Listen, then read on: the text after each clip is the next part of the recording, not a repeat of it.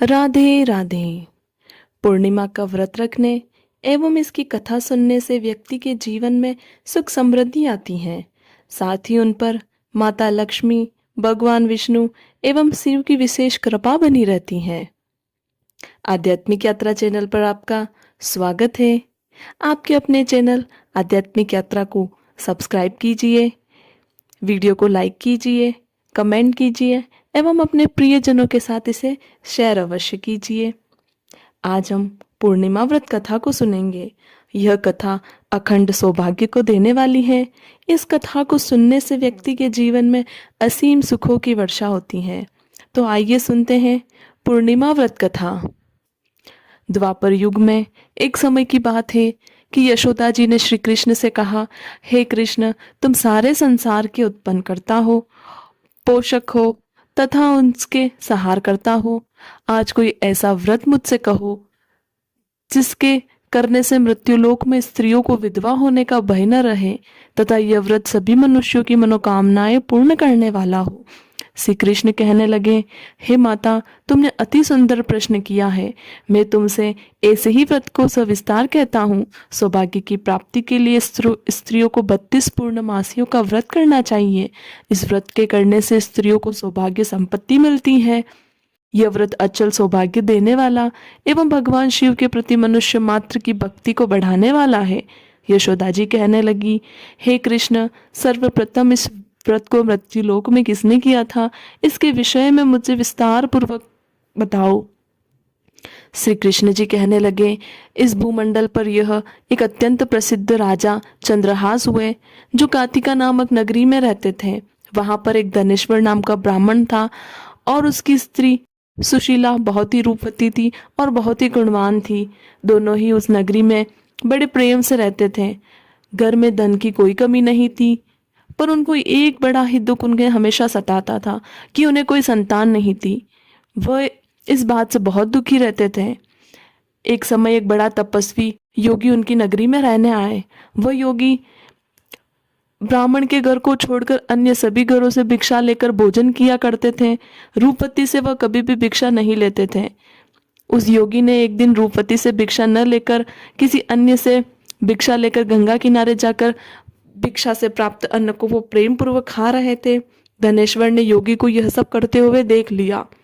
अपनी भिक्षा के अनादर से दुखी होकर धनेश्वर योगी से बोला, महात्मन, आप सब घरों से भिक्षा लेते हैं परंतु मेरे घर की भिक्षा कभी भी नहीं लेते हैं। इसका कारण क्या है? योगी ने कहा कि निसंतान के घर की भीख पतितों के अन्न के तुल्य होती है और जो पतितों का अन्न खाता है वह भी पतित हो जाता है। क्योंकि तुम निसंतान हो अतः पतित हो जाने के भय से मैं तुम्हारे घर की भिक्षा नहीं लेता हूँ। धनेश्वर की यह बात सुनकर अपने मन में बहुत दुखी हुआ और हाथ जोड़कर योगी के पैरों पर गिर पड़ा तथा कहने लगे, हे महाराज, यदि ऐसा है तो आप मुझको पुत्र प्राप्ति का उपाय बताइए। आप सर्वज्ञ हैं, मुझ पर अवश्य ही कृपा कीजिए। धन की मेरे पास कोई कमी नहीं है, परंतु मैं पुत्र न होने के कारण बहुत दुखी हूँ। आप मेरे इस दुख का हरण करें। आप बहुत ही सामर्थ्यवान हैं। यह सुनकर योगी कहने लगे, हे ब्राह्मण, तुम चंडी की आराधना करो। घर आकर उसने अपने स्त्री से यानी अपनी पत्नी से यह सारी बात बताई और वह तप के लिए वन में चला गया। वन में जाकर उन्होंने माँ चंडी की उपासना की और चंडी ने 16वें दिन उन्हें स्वप्न में दर्शन दिए और कहा, हे धनेश्वर, जा तेरे पुत्र होगा, परंतु 16 वर्ष की आयु में ही उसकी मृत्यु हो जाएगी। यदि तुम दोनों स्त्री पुरुष 32 पूर्णमासियों का व्रत विधि पूर्वक करोगे तो वह दीर्घायु होगा। जितनी तुम्हारी सामर्थ्य हो आटे के दिए बनाकर शिवजी का पूजन करना। प्रातःकाल होने पर इस स्थान के समीप ही तुम्हें एक आम का वृक्ष दिखाई देगा। तुम उस पर चढ़कर फल तोड़कर शीघ्र अपने घर चले जाना और अपनी पत्नी से सब कुछ ये सारा ही वृत्तांत उन्हें बता देना। उसके पश्चात उन्हें ये फल खाने को कहना और तब भगवान शिव की कृपा से उनको गर्भ हो जाएगा। जब वह ब्राह्मण प्रातःकाल उठा तो उसने उस स्थान के पास ही एक आम का वृक्ष देखा जिस पर एक अत्यंत सुंदर आम का फल लगा हुआ था।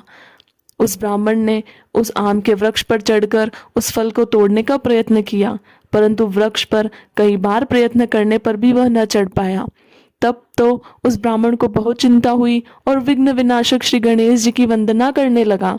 हे दयानिधे, अपने भक्तों के विघ्नों का नाश करके उनके मंगल कार्य को करने वाले, दुष्टों का नाश करने वाले, रिद्धि सिद्धि को देने वाले, आप मुझ पर कृपा करके इतना बल दे कि मैं अपने मनोरथ को पूर्ण कर सकूं। इस प्रकार गणेश जी की प्रार्थना करने पर उसकी कृपा से धनेश्वर वृक्ष पर चढ़ गया और उसने अति सुंदर आम का फल देखा। उसने विचार किया कि जो वरदान से फल मिला था वह यह है और कोई फल दिखाई नहीं देता। उस धनेश्वर ब्राह्मण ने जल्दी से उस फल को तोड़कर अपनी स्त्री को लाकर दिया और उसकी स्त्री ने अपने पति के कहे अनुसार उस फल को खा लिया और वह गर्भवती हो गई। देवी की असीम कृपा से उसे एक अत्यंत सुंदर पुत्र उत्पन्न हुआ जिसका नाम उन्होंने देवीदास रखा। माता पिता के हर्ष और शोक के साथ वह बालक चंद्रमा की भांति अपने पिता के घर में बढ़ने लगा। भवानी की कृपा से वह बालक बहुत ही सुंदर, सुशील और विद्या यानी कि पढ़ने में बहुत ही निपुण हो गया। दुर्गा जी के आज्ञानुसार उसकी माता ने 32 पूर्णमासी का व्रत रखना आरंभ किया और जिससे उसका पुत्र बड़ी आयु वाला हो जाएगा। 16वां वर्ष लगते ही देवीदास के माता पिता को बड़ी चिंता हो गई, कहीं उसके पुत्र की इस वर्ष मृत्यु न हो जाए। इसलिए उन्होंने अपने मन में विचार किया कि यदि वह दुर्घटना उनके सामने हो गई तो वो उसे कैसे सहन कर सकेंगे। इसलिए उन्होंने देवीदास के मामा को बुलाया और कहा कि हमारी इच्छा है कि देवीदास एक वर्ष के लिए काशी में जाकर विद्या अध्ययन करे और वहां पर वो उसे अकेला नहीं छोड़ना चाहते थे। इसलिए उन्होंने कहा, अपने भाई से कहा कि तुम इसके साथ चले जाओ। तो माता पिता की आज्ञा से देवीदास अपने मामा के साथ में काशी के लिए रवाना हो गया और धनेश्वर अपनी पत्नी के साथ में पुत्र की मंगल कामना तथा दीर्घायु के लिए भगवती दुर्गा की आराधना करने लगे और पूर्णमासियों का व्रत करना उन्होंने आरंभ कर दिया। इस प्रकार 32 पूर्णमासी का व्रत पूर्ण कर लिया। कुछ समय पश्चात एक दिन वह दोनों मामा भांजा मार्ग में रात्रि बिताने के लिए किसी ग्राम में ठहरे हुए थे। उस दिन गांव में एक ब्राह्मण की अत्यंत सुंदर, सुशील और विदुषी और गुणवान कन्या का विवाह होने वाला था। जिस धर्मशाला के अंदर वर और उसकी बारात ठहरी हुई थी, उसी धर्मशाला में देवीदास और उसके मामा भी ठहरे हुए थे। संयोगवश कन्या को तेल आदि चढ़ाकर मंडप तैयार किया गया। उसी समय वर की तबीयत खराब हो गई, वह बीमार पड़ गया।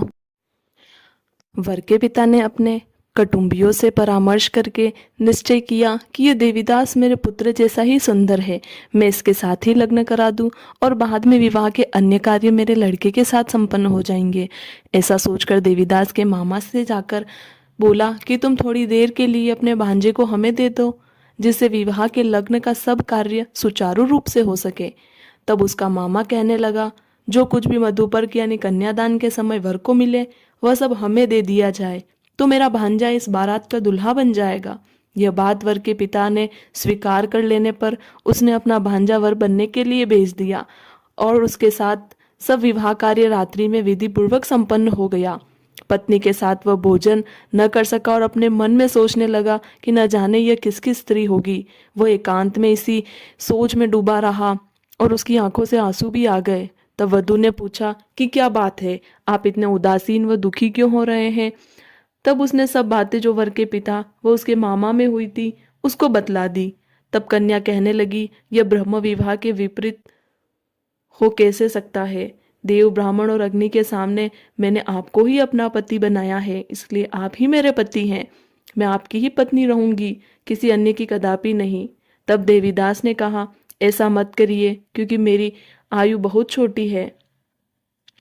मेरे पश्चात आपकी क्या गति होगी, इन बातों को अच्छी तरह विचार कर लो। परंतु वह दृढ़ विचार वाली थी, बोली कि जो आपकी गति होगी वही मेरी गति होगी।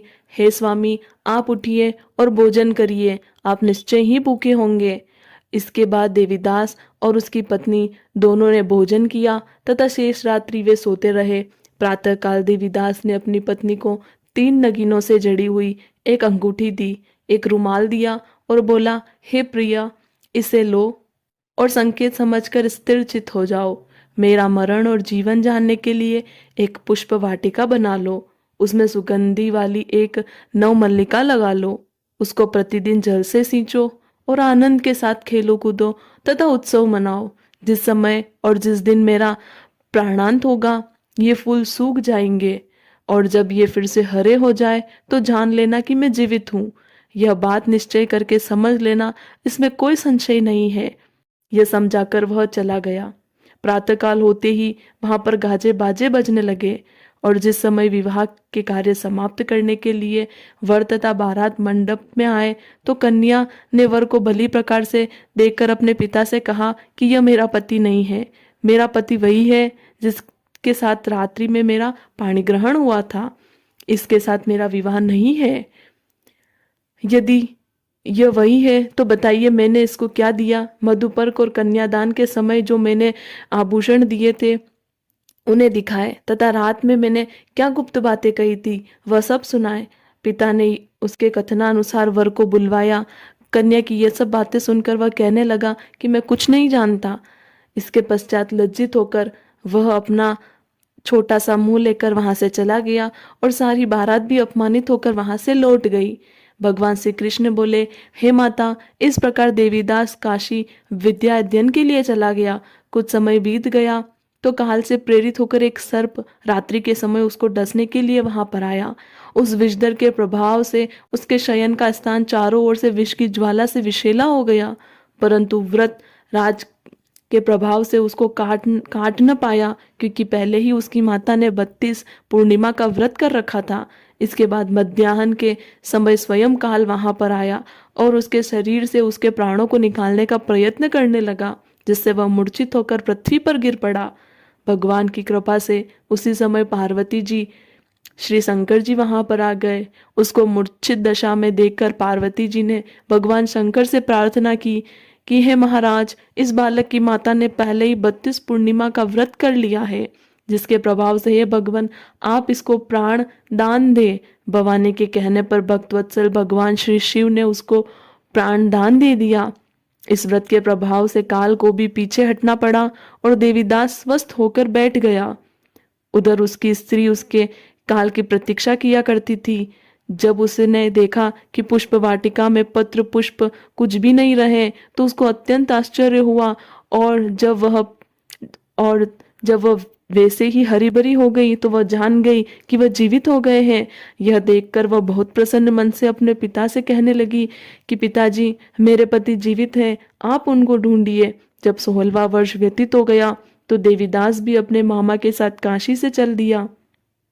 इधर उसके ससुर उसको ढूंढने के लिए अपने घर से जाने वाले ही थे कि दोनों मामा भांजा वहां पर आ गए। उसको आया देखकर उसके ससुर बड़ी प्रसन्नता के साथ अपने घर ले आए। उस समय नगर के निवासी भी वहां इकट्ठा हो गए। सबने निश्चय किया कि अवश्य ही इस बालक के साथ इस कन्या का विवाह हुआ था। इस बालक को जब कन्या ने देखा तो पहचान लिया और कहा कि यह तो वही है जो संकेत करके गया था। तदुपरांत सही कहने लगे, भला हुआ जो हुआ। सब नगरवासियों ने बहुत आनंद मनाया। कुछ दिनों बाद देवीदास अपनी पत्नी और मामा के साथ अपने ससुर के घर से बहुत सारे उपहार आदि लेकर अपने घर की ओर निकल गया। जब वह अपने गांव के निकट आ गया तो कई लोगों ने उसको देखकर उसके माता पिता को पहले ही जाकर खबर दे दी कि तुम्हारा पुत्र देवीदास अपनी पत्नी और मामा के साथ आ रहा है। ऐसा समाचार सुनकर पहले तो उन्हें विश्वास ही नहीं हुआ, किंतु जब लोगों ने भी आकर उनकी बात का समर्थन किया तो उनको बड़ा ही आश्चर्य हुआ। लेकिन थोड़ी देर में देवीदास ने आकर अपने माता पिता के चरणों में अपना सिर रखकर प्रणाम किया। उसकी पत्नी ने अपने सास ससुर के चरणों को स्पर्श किया तो माता पिता ने अपने पुत्र और पुत्र वधु को हृदय से लगा लिया और उनकी दोनों आंखों से प्रेम के अश्रु बहने लगे। अपने पुत्र और पुत्र वधु के आने की खुशी में धनेश्वर ने बड़ा भारी उत्सव किया और ब्राह्मणों को बहुत ही दान दक्षिणा देकर प्रसन्न किया। श्री कृष्ण जी कहने लगे कि इस प्रकार धनेश्वर 32 पूर्णिमाओं के व्रत के प्रभाव से पुत्रवान हो गया। जो भी स्त्रियां इस व्रत को करती हैं वे जन्म जन्मांतर में वैधव्य का दुख नहीं भोगती हैं और सदैव सौभाग्यवती रहती हैं। यह मेरा वचन है, इसमें कोई संदेश नहीं, इसमें कोई संदेह नहीं मानना चाहिए। यह व्रत पुत्र पौत्रों को देने वाला है तथा संपूर्ण मनोकामनाओं को पूर्ण करने वाला है। 32 पूर्णिमाओं के व्रत को करने से व्रत करने वाले की सभी इच्छाएं भगवान शिव की कृपा से पूर्ण हो जाती हैं।